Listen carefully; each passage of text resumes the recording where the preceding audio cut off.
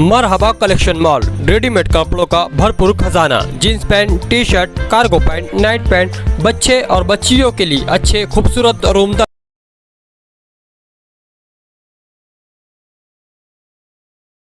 आज nomination form की scrutiny का काम होने वाला था और हो रहा था। अल्हम्दुलिल्लाह समाजवादी पार्टी और हमारे फ्रंट का किसी भी उम्मीदवार का फॉर्म कैंसिल नहीं हुआ। यहाँ तक कि हमारे किसी भी उम्मीदवार के ऊपर कोई बड़े ऑब्जेक्शन और कोई लीगल मिस्टेक या फॉर्म भरने में मिस्टेक नहीं निकली।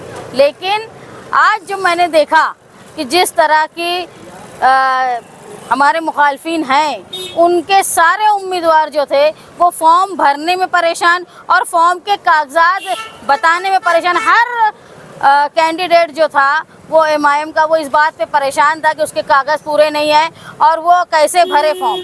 जो लोग अपने उम्मीदवार का फॉर्म सही से नहीं भरवा सकते, जिनको ये समझ नहीं है, वो शहर के लोगों का जन्म दाखिले का क्या मामला हल करेंगे। एसआईआर का जब नौबत आएगी तो ऐसे लोग, जो लोग खुद के उम्मीदवार का फॉर्म नहीं भर सकते, वो एसआईआर में लोगों के लिए कागज़ बनाने का काम और उनको एसआईआर की तकलीफ से बचाने का काम क्या करेंगे, ये बड़ा सवाल है शहर के लिए। आज कारपोरेशन इलेक्शन की जिन लोगों ने नॉमिनेशन फॉर्म भरा था, छाननी का वक्त था। वार्ड नंबर 15 बो फिरदौस अयाज अहमद जो एमआईएम की उम्मीदवार थी, मगर वो ठेकेदार थी और हमने स्ट्रॉन्ग ऑब्जेक्शन आज हमारे वकील आमीन वकील, advocate Tausif, advocate Khalid, advocate Sahil, इन्होंने स्ट्रॉन्ग ऑब्जेक्शन लिया कि ये ठेकेदार है और हमने उसके प्रूफ दिए। उसके ऊपर आज उनका फॉर्म रिजेक्ट कर दिया गया। एमआईएम के एक कैंडिडेट का फॉर्म रिजेक्ट हो गया। हमारे समाजवादी के बबलू कुरैशी की वालदा यहाँ पर समाजवादी से उम्मीदवारी कर रही हैं। अहम बात यह है कि इस वक्त इस मर्तबा कारपोरेशन इलेक्शन में एमआईएम पार्टी और मौजूदा एमएलए ने शहर भर में ठेकेदारों को टिकट दिया। कुछ ठेकेदार ऐसे हैं जो रिकॉर्ड पर हैं और इस्लामपुरा, बिलबाग, नयापुरा, इस्लामाबाद किला, इन सब जगह से भी सारे ठेकेदारों को उम्मीदवारी इस मर्तबा दी गई है। कोई खिदमत गुजार को नहीं दी गई। उनके जो हमदर्द थे, उनके जो वफादार थे, जो काम करते थे, उनको टिकट देने के बजाय सिर्फ ठेकेदारों को टिकट दी गई। और ये उसका प्रूफ है कि एक ठेकेदार का सबूत के साथ जब हमने दिया तो रद्द हो गया। और बहुत से ऐसे ठेकेदार हैं जो रिकॉर्ड पे नहीं हैं, मगर सारा शहर जानता है कि इस्लामाबाद किले में कौन ठेकेदार है, इस्लामपुरे में जो उम्मीदवारी दी गई है उसमें कौन ठेकेदार है, नयापुरे में जिनको उम्मीदवारी दी गई है वो कौन ठेकेदार है, बिलबाग जैसे एरिया में जिनको उम्मीदवारी दी गई है वो कौन ठेकेदार है। मतलब ये कि आने वाला वक्त कारपोरेशन इलेक्शन का बुनियादी ज़रूरत के साथ साथ मालेगांव शहर के तहफ़्फ़ुज़ की ज़रूरत है। जन्म दाखिले से लेकर लैंड जिहाद, कई तरह के इल्ज़ामात मुसलसल शहर पर रख रहे हैं। हम मालेगांव सेकुलर फ्रंट, आसिफ शेख साहब की इस्लाम पार्टी और समाजवादी पार्टी, हमारे उम्मीदवारों में हमने एक चीज़ पर सबसे पहले गौर किया कि उनको पेपर समझते हैं कि नहीं, कानूनी समझ है कि नहीं। अगर कारपोरेशन में जाएंगे तो मालेगांव शहरियान की तहफ़्फ़ुज़ कर सकेंगे कि नहीं। आने वाला वक्त एसआईआर की इंक्वायरी का है, तो क्या ऐसे लोग जिन्हें कागज़ नहीं समझता, जिनके एबी फॉर्म रद्द हो जाते, वार्ड नंबर 3 में एक एमआईएम के उम्मीदवार का एबी फॉर्म रद्द हो गया, जिनको पेपर्स की समझ नहीं है, वार्ड नंबर 6 हज़ारखोली में एक इस्लाम पार्टी से मालेगांव सेकुलर फ्रंट का एक उम्मीदवार बिन विरोध चुन के आ गया। आप मालेगांव शहरियान को गौर करने की ज़रूरत है कि जिन लोगों को कागज़ पत्र, फॉर्म भरना और ये सब काम आज नहीं समझ रहा है, तो क्या वो कारपोरेशन में जाने के बाद मालेगांव शहरियान की जो इंक्वायरी चल रही है उसके लिए तहफ़्फ़ुज़गार हो सकते हैं, उनकी हिफाजत कर सकते हैं क्या? मेरा सिर्फ यही बोलना है कि हर वार्ड में, मालेगांव शहर के हर वार्ड में आवाम ने एक बात गौर करना कि मालेगांव सेकुलर फ्रंट का उम्मीदवार, उसको देखना, उनके सामने एमआईएम का जो उम्मीदवार है उसको देखना। क्या इस तरीके से उम्मीदवार को देखकर फैसला करें कि कौन उनकी बुनियादी ज़रूरत पूरी कर सकता है, कौन उनका तहफ़्फ़ुज़ और सुरक्षा दे सकता है।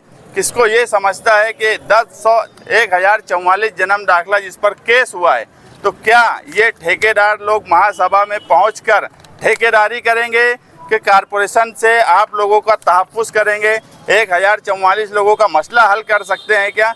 ये सारी गौर फिक्र करने के बाद अवाम ने सीधा मालेगांव सेकुलर फ्रंट के हर पैनल में भरपूर वोट देकर मालेगांव सेकुलर फ्रंट के उम्मीदवार को कामयाब करें, क्योंकि मालेगांव सेकुलर फ्रंट के ही उम्मीदवार और उनकी ही लीडरशिप आपको तहफ़्फ़ुज़ भी दे सकती है और आपकी तरक्की और आपकी बुनियादी ज़रूरत को भी पूरा कर सकती है। जीत का सिलसिला शुरू हो गया है, तो आगे भी इसी तरह इलेक्शन जो होगा उसमें भी अल्लाह का करम है कि हमने जिस हिकमत अमली से इस इलेक्शन को लेकर जा रहे थे, उस हिकमत अमली में हम कामयाब हैं और कहीं ना कहीं हमारी जीत का सिलसिला 16 जनवरी से पहले ही शुरू हो गया। ये हम सब लोगों पे अल्लाह का बहुत करम है कि मालेगांव सेकुलर फ्रंट इक़्तिदार में आने वाली है। 16 जनवरी को इंशाअल्लाह मालेगांव सेकुलर फ्रंट का मेयर बनने वाला है। सेकुलर फ्रंट की 2 सीट हो गई, एक बबलू कुरैशी और एक नहीं, यहाँ पर अभी ये बिन विरोध नहीं हुए हैं। इनके सामने कोई 1-2 आज़ाद उम्मीदवार हैं।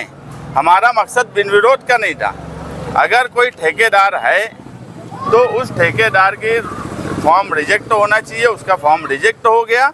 बाकी हम इलेक्शन लड़ेंगे और इंशाअल्लाह वार्ड नंबर 15 एक लहर है वहाँ, और वो वार्ड नंबर 15 की तो मैं गारंटी देता हूँ कि वो पैनल हमारा चुन के आ गया इंशाअल्लाह। सामने कौन है उम्मीदवार 15 नंबर में? कौन उम्मीदवार? अभी कुछ आज़ाद उम्मीदवार हैं, वो हम लोग नहीं समझे, मगर कोई पार्टी का उम्मीदवार अब समाजवादी के बबलू कुरैशी की वालदा के सामने किसी पार्टी का उम्मीदवार नहीं बचा। मुस्तकिम भाई, अगर जो आज़ाद उम्मीदवार है वो फॉर्म अपना विड्रॉ कर लेते, वो उनकी मर्जी का सवाल है, जीत मानी जाएगी। हाँ, अगर वो विड्रॉल करेंगे तो जीत मानी जाएंगी। हमको विड्रॉल की तरफ हमारे वो नहीं है।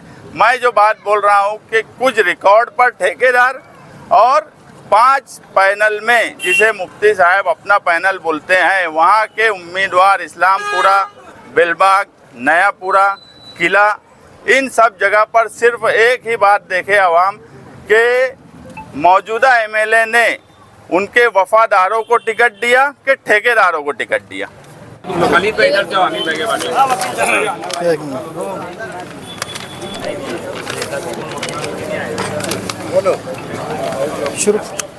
आज वार्ड नंबर 15 के रिटर्निंग ऑफिसर कैलाश कटलिक साहब की ऑफिस में वार्ड नंबर 15 के नॉमिनेशन फॉर्म की छानबीन थी। उसके अंदर वार्ड नंबर 15 बो से समाजवादी पार्टी के उम्मीदवार जायदा मोहम्मद रफ़ीक कुरैशी, इन्होंने MIM के जो नॉमिनेशन फॉर्म भरने वाले उम्मीदवार थे फिरदौस जहाँ अयाज़ अहमद, इस पर उन्होंने ऑब्जेक्शन लिया कि महाराष्ट्र कॉरपोरेशन एक्ट कलम 10F के तहत उन्होंने जो फॉर्म दाखिल किया वो कॉन्फ्लिक्ट ऑफ इंटरेस्ट है, क्योंकि वो जो मोती महिला बचत गढ़, ये नूरजहाँ फिरदौस अयाज़ अहमद इसकी सेक्रेटरी है, और इन्होंने जो कॉरपोरेशन से करार दायर किया है, करार के तहत 1/1/2024 से लेकर के 31/1/2026 तक मालेगांव म्यूनसिपल कॉरपोरेशन को मिड डे मील में खिचड़ी पुराने का काम ये करेंगे। इस बुनियाद पर हमारा ऑब्जेक्शन था कि कॉन्फ्लिक्ट ऑफ इंटरेस्ट है, कॉरपोरेशन के ठेकेदार है, इसलिए वो कॉरपोरेशन में उम्मीदवारी नहीं कर सकते। इसके ऊपर मौजूद जो रिटर्निंग ऑफिसर, इनकी कोर्ट में बहस हुई। बहस होने के बाद मौजूद रिटर्निंग ऑफिसर ने 2 घंटे का वक्त लिया ऑर्डर पास करने के लिए।